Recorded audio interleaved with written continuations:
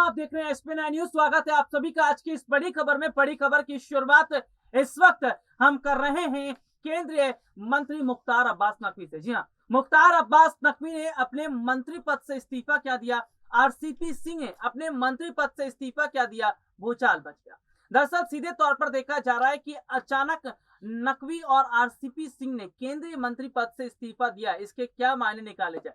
मायने ये भी निकाले जा रहे हैं कि क्या काफी समय से ये दोनों ही मंत्री जो है वो नाराज चल रहे थे प्रधानमंत्री नरेंद्र मोदी से। क्या मोदी के साथ उनकी नाराजगी देख रही थी? लेकिन इन सब के बीच देखिए कितनी बड़ी बात है कि स्मृति ईरानी को बड़ी जिम्मेदारी दी गई है। जी हाँ, केंद्रीय मंत्री मुख्तार अब्बास नकवी अभी तक जो है वो अल्पसंख्यक मामलों को संभाल रहे थे, अल्पसंख्यक मंत्रालय संभाल रहे थे, लेकिन अब स्मृति ईरानी को इस मंत्रालय की जिम्मेदारी दी गई है। तो सीधे तौर पर देखा जा रहा है कि स्मृति ईरानी से माफ कीजिएगा, मुख्तार अब्बास नकवी से मंत्रालय छीना गया, स्मृति ईरानी को दिया गया।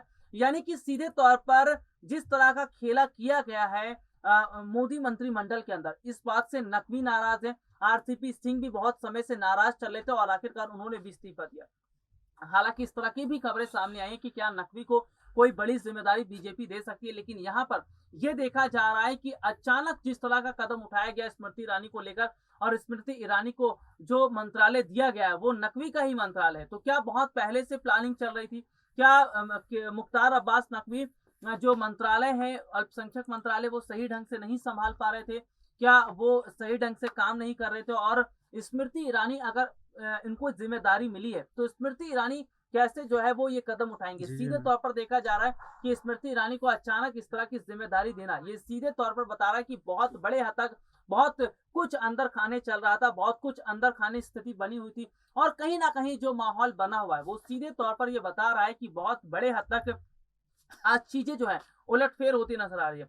दरअसल अभी कुछ समय पहले भी देखने को मिला था कि मोदी मंत्रिमंडल में बहुत बड़ा फेरबदल हुआ, जिसमें देखने को मिला कि डॉक्टर हर्षवर्धन हो या रविशंकर प्रसाद हो, तमाम जो मंत्री थे उनको उनके मंत्री पद से हटा दिया गया था। तो ऐसे में एक बार फिर से बड़ा फेरबदल हो रहा है। क्या ये फेरबदल 2024 को ध्यान में रखकर किया जा रहा है, या फिर इस फेरबदल के पीछे ही वजह ये बताई जा रही कि ये मंत्री अपना सही रूप से काम नहीं कर पा रहे? हालांकि जो भी जानकारी है लगातार हम अपने दर्शकों को दे तो रहे, लेकिन इस बीच ये माना जा रहा है कि मुख्तार अब्बास नकवी से अल्पसंख्यक मंत्रालय छीनकर स्मृति ईरानी को देना, यानी कि शायद बहुत पहले से बीजेपी ये प्लानिंग कर रही थी, बहुत पहले से बीजेपी जो है वो रणनीति बना रही थी, और कहीं ना कहीं बीजेपी की ये रणनीति कामयाब हुई। हालांकि स्मृति ईरानी जो है फिलहाल तो खुश है, लेकिन मुख्तार अब्बास नकवी नाराज दिखते नजर आ रहे हैं। ऐसा माना जा रहा है कि उन्होंने जिस तरह की अभी हाल ही में कुछ बातें कही थी वो सरकार को बिल्कुल भी पसंद नहीं आई। तो अब क्या रोल रहेगा मुख्तार अब्बास नकवी का? क्या वो